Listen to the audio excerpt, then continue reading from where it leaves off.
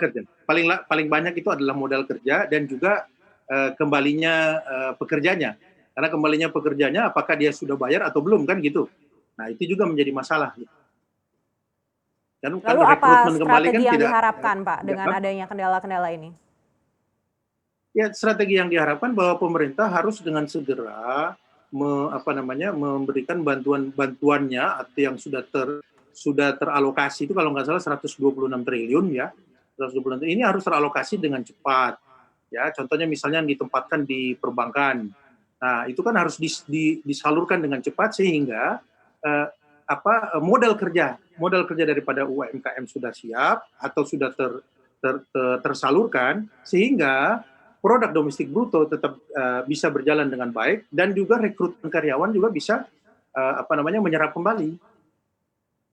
Karena Tapi Anda semakin banyak menilai uang yang dana beredar, tersebut cukup, Pak, untuk UMKM yang terkendala tersebut sekitar 40% yang belum bisa kembali menggeliat?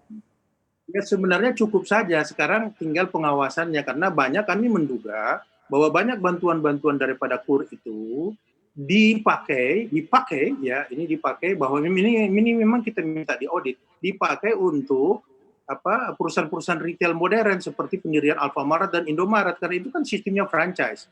Justru kalau dikatakan cukup atau tidak cukup, cukup untuk UMKM, tapi UMKM yang tradisional atau produk-produk kearifan lokal, tapi bukan yang sifatnya seperti retail-retail modern.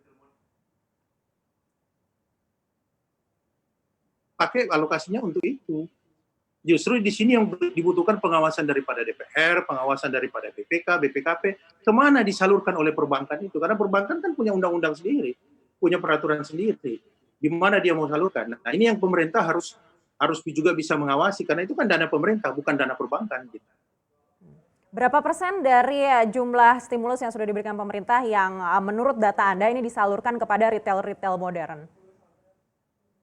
Kalau itu tidak ada angka pastinya ya, tapi karena kita menduga dan pernah kami juga konfirmasi dengan teman-teman Himbara, Direktur Himbara pada saat kami di DPD dipanggil oleh para senator itu tidak dipungkiri hal tersebut.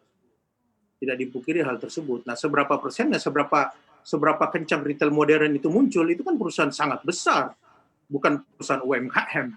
Nah, seberapa kencang dia muncul itu harus diaudit, itulah harus diperiksa. Nah, tapi kalau diserahkan kepada atau diberikan penyaluran kepada UMKM tradisional, itu justru membantu masyarakat atau membantu UMKM. Nah, kalau dikatakan seberapa besar, kita tidak punya data akurat. Tetapi itu adalah dugaan kami dan itu tidak dielakkan juga oleh Himbara.